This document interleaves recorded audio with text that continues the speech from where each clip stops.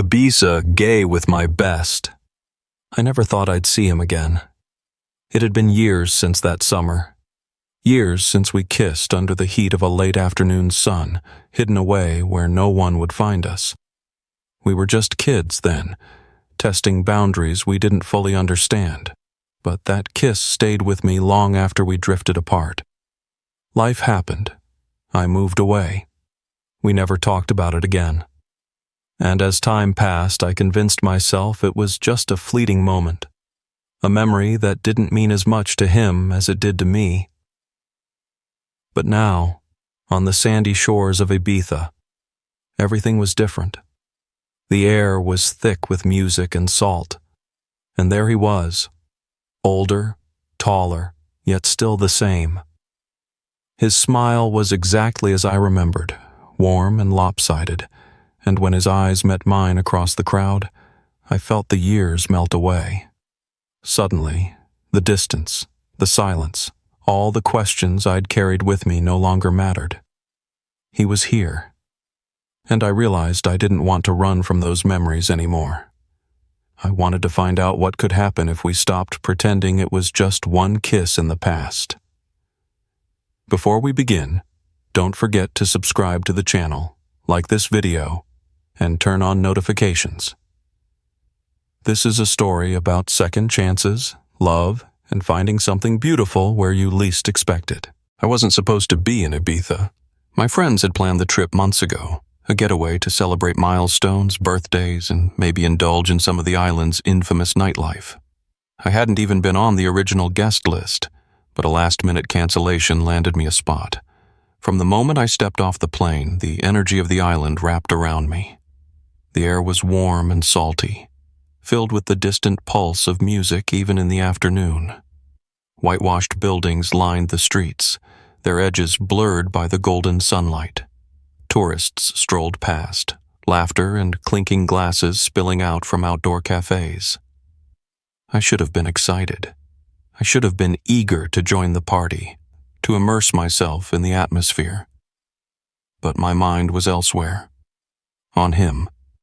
It was stupid, really. I hadn't seen Michael since we were teenagers. Not since that summer. Not since that kiss. It wasn't something we ever talked about again. It had happened. Then life pulled us in different directions. We moved on, grew older, lost touch. So why was I still thinking about him now, years later, on an island he probably never set foot on? "You're too quiet," my friend Emily teased as she handed me a cocktail. "This is Ibiza. You're supposed to look like you're having fun." "I'm fine," I said, forcing a smile. "Just soaking it all in." "Good." She grinned and clinked her glass against mine. "Because tonight, we're hitting the best spot on the island. The music, the crowd, it's going to be unforgettable." I nodded and took a sip, the cool, sweet drink doing little to calm the swirl of thoughts in my head. Maybe she was right. Maybe I just needed to let go. By the time the sun dipped below the horizon, painting the sky with hues of orange and pink, the streets had come alive. People danced in the squares, strings of lights crisscrossed above the alleys, and the sound of live music filled the air. The club we ended up at was like nothing I'd ever seen. It was open air, perched on a cliff overlooking the sea. The DJ booth was set against a backdrop of waves crashing far below, and the crowd moved in rhythm under a canopy of stars. I found myself at the bar, nursing another drink, watching the sea of people sway and spin. And that's when I saw him. I froze, the glass halfway to my lips. He was standing at the edge of the dance floor, talking to someone I didn't recognize. He hadn't changed much. His hair was a little shorter, his shoulders a little broader, but the way he carried himself, the tilt of his head as he laughed, it was him. Michael. My heart raced. It couldn't be. What were the odds? After all these years, after all this time, we were here, on the same island, in the same club, at the same moment. He turned, his gaze sweeping across the room, and then he saw me. I don't know how long we stood there, staring at each other through the crowd. It felt like an eternity, but it was probably only a few seconds. Then, without thinking, I started walking toward him. I had no idea what I was going to say, no idea how he'd react, but I couldn't just stand there and let this moment slip away. "Michael?" I said when I reached him, my voice barely audible over the music. His eyes widened, and for a second I saw it.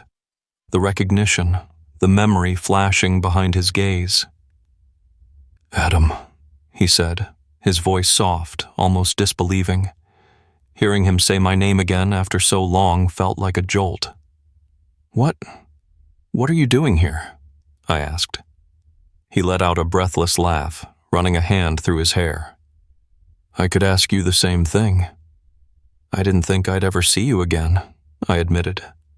Michael smiled, the kind of smile that hadn't changed since we were kids. "Yeah, neither did I." I wanted to say more, to ask him about his life, about everything we'd missed. But before I could, someone called his name. A friend, maybe. He glanced over, then back at me. "Do you have a minute?" he asked, his voice a little hesitant. "Yeah," I said quickly. "Sure. Let's step outside. It's too loud in here." I followed him through the crowd, my mind spinning. I didn't know what this meant. I didn't know what I was walking into, but one thing was clear. This wasn't just a coincidence. This was something I couldn't ignore. Outside, the club's music faded into the background, replaced by the rhythmic crash of waves against the rocky shore below. The air was cooler out here, tinged with salt and carrying the faint smell of wildflowers from the nearby cliffs. Michael leaned against a low stone wall, his hands in his pockets. For a moment, he didn't say anything, just stared out at the horizon where the moonlight shimmered on the water. I stood beside him, unsure if I should speak first. "I didn't think I'd ever see you again," he said at last, his voice softer now, almost lost in the sound of the sea.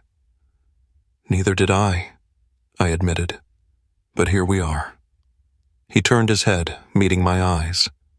In the dim light, his expression was unreadable. "It's been, 7 years?" 8, I corrected without thinking.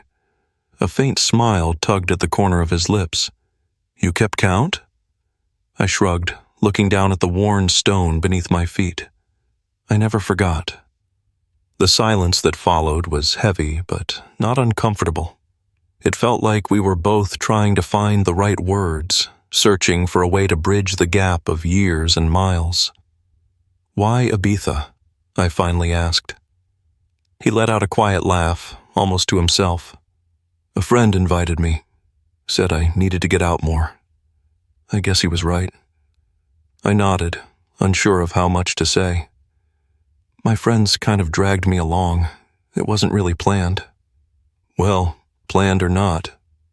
He paused, his gaze shifting back to the water.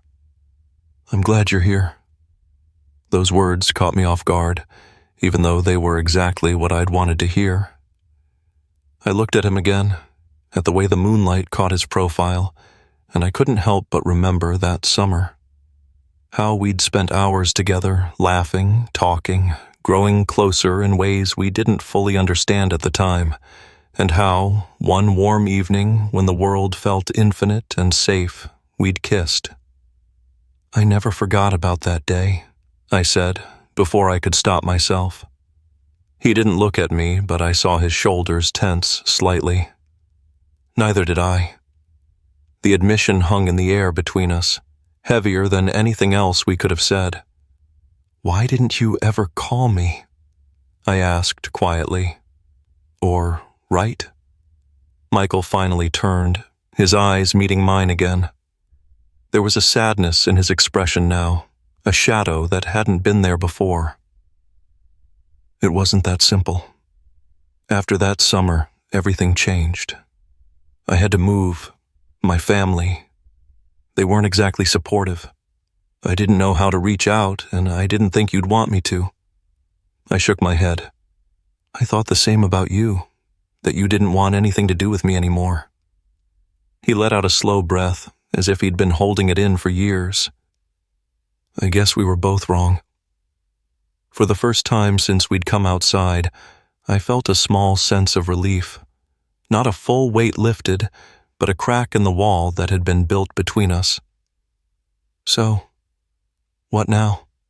I asked, trying to sound casual even though my heart was racing. Michael's smile returned, softer this time. Now? I think we stopped pretending that kiss didn't mean anything. The words were simple, but they hit me hard. I looked at him, at the boy I'd known and the man he'd become, and for the first time in years, I felt a spark of hope. The rest of the night passed in a blur of conversation and rediscovered familiarity. We left the club and walked aimlessly through Ibiza's cobblestone streets, the distant hum of music and laughter trailing behind us. The island felt quieter now, more intimate, like it was holding a secret just for the two of us. We talked about everything and nothing, what we'd done in the years apart, the places we'd been, the people we'd met. Michael told me about the jobs that never quite fit, the cities that felt too big or too small. I shared stories of the dreams I chased and the ones that slipped away. It was easy to fall back into the rhythm of him. He still had that way of making every word feel important, of giving his full attention when I spoke. I hadn't realized how much I missed that, how much I missed him. Eventually, we ended up on a quiet stretch of beach. The moon was high, casting a silver glow over the water. Michael sat down on the sand, and I followed, the cool grains shifting beneath me. You ever think about that summer? He asked after a while, his voice quiet. I nodded. More than I'd like to admit. Me too, he said, his gaze fixed on the horizon. I always wondered what would have happened if we'd stayed in touch. So did I said, my chest tightening. But maybe it's better we're here now. Maybe we needed the time apart to figure things out. He turned to me, his expression serious. Did you figure things out? I hesitated. Not everything. Michael smiled faintly, the corners of his mouth lifting just enough to remind me of that boy I used to know. Same here. For a while, we just sat there, listening to the waves. The silence wasn't uncomfortable. It was the kind of quiet that felt full, like there was nothing more we needed to say. When Michael finally spoke again, his voice was softer. Do you regret it? That day? I didn't have to think about my answer. No. Never. He nodded, as if that was all he needed to hear. Then he reached out, his fingers brushing against mine. It was the smallest gesture, but it felt like the start of something much bigger. I didn't pull away. The world seemed to shrink to just us in that moment. The water, the sand, the moonlight, it all blurred into the background. I could feel my heartbeat quicken, that familiar rush of emotions I thought I'd buried long ago. Caleb, Michael said, his voice barely above a whisper. I looked at him, and before I could respond, he leaned closer. His eyes searched mine, giving me a chance to pull away, but I didn't move. And then he kissed me. It wasn't rushed or hesitant. It was like picking up a conversation that had been paused mid-sentence, as if no time had passed since that first kiss all those years ago. His lips were warm, soft, and the touch of his hand against my cheek sent a shiver through me. When he pulled back, he didn't say anything right away. He just looked at me, his face barely inches from mine, waiting. I finally found my voice. I guess some things don't change. Michael laughed softly. Yeah, some things don't. But something had changed. I could feel it in the way he looked at me, in the way my own heart felt lighter than it had in years. This wasn't just nostalgia or reliving the past. This was something new, something real. Ibiza became a different place after that night. It wasn't just a vacation destination anymore. It was where Michael and I finally found our way back to each other. We spent the next few days exploring the island together. Mornings at quiet beaches, afternoons wandering the narrow streets of Dalt Vila, and evenings sharing bottles of wine at small cafes tucked away from the usual tourist spots. The familiarity between us grew stronger with each passing moment. He'd make a dry comment that had me laughing so hard I nearly spilled my drink, or I'd point out something absurd that would make him grin.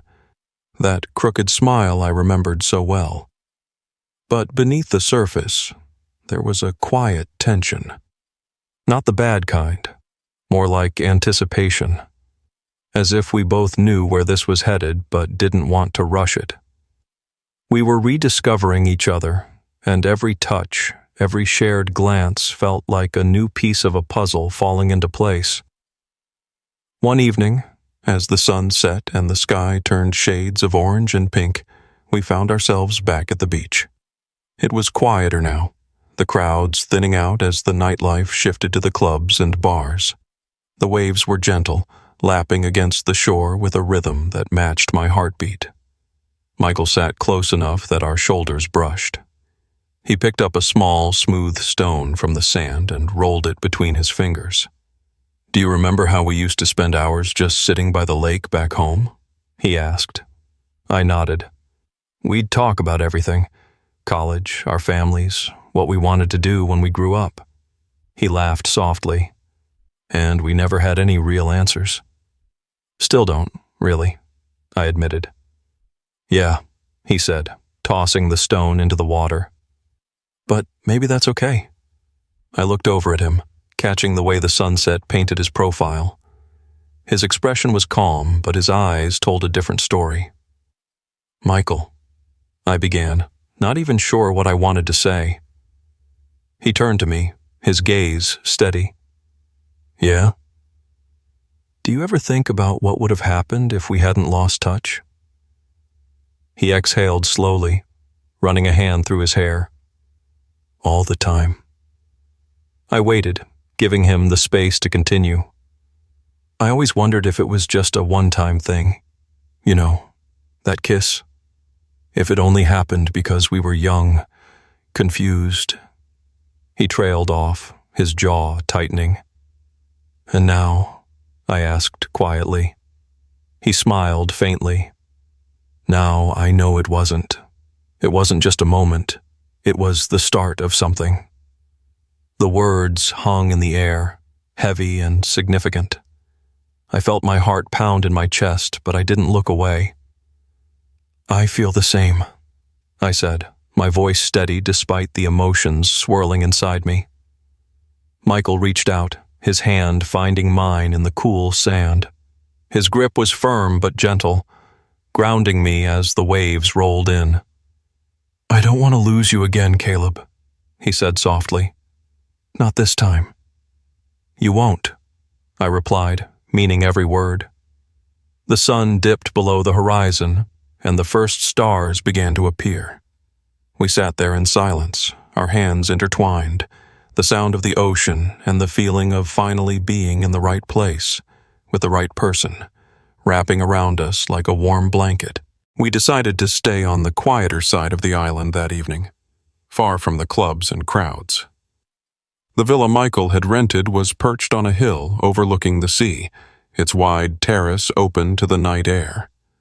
The moonlight bathed everything in a pale glow, and the sound of the waves below was steady, soothing.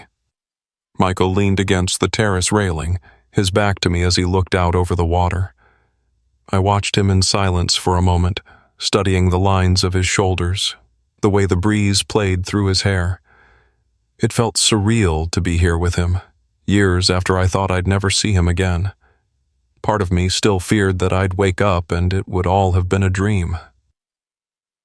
"I've missed this," Michael said, his voice low. "Just having someone to talk to who actually knows me. I stepped up beside him. You must have had plenty of people to talk to over the years. Not like you. He glanced at me, his smile faint but genuine. You knew me before I had to figure out who I was supposed to be, back when it was just us and nothing else mattered. I nodded, my gaze drifting out to the dark horizon. I missed you too. More than I realized, honestly.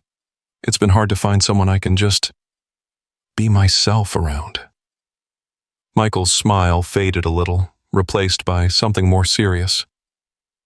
Do you think we could have kept in touch? Back then, I mean. If we'd tried harder? Maybe, I said after a moment. But we were just kids. We didn't know what we were doing. I think we were scared. He nodded, his fingers tapping lightly on the railing. Yeah, I guess we were. We stood there in silence for a while, the only sound the waves below and the faint rustle of the palm trees around the villa. The air felt heavy with unsaid words, memories that lingered just beneath the surface. Finally, I turned to him. Do you regret it? He looked at me, his expression unreadable for a moment. Then he shook his head.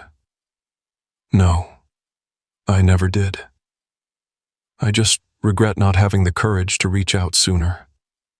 I wanted to say something, anything, to erase the sadness I saw in his eyes. Instead, I took a small step closer. We have now, though. That's what matters. Michael nodded again, and the hint of a smile returned. He reached out, his hand brushing mine. The gesture was so small, so familiar, yet it sent a warmth through me that I hadn't felt in years. We didn't need words anymore. The silence between us wasn't empty. It was full of everything we hadn't been able to say back then.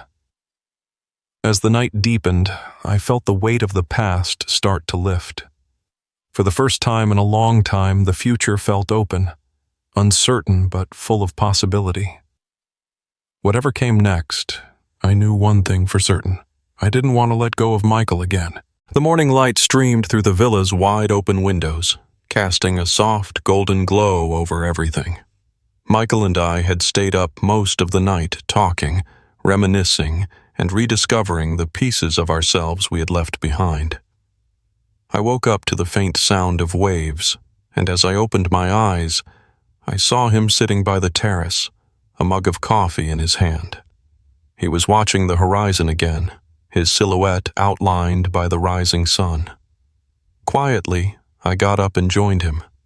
He didn't turn right away, but I could see his shoulders relax as I sat beside him. The warmth of the sun, the steady rhythm of the ocean, and the scent of fresh coffee made everything feel unhurried, as if the world had finally stopped spinning so fast. You're up early, I said softly, wrapping my arms around my knees. He smiled faintly. Couldn't sleep.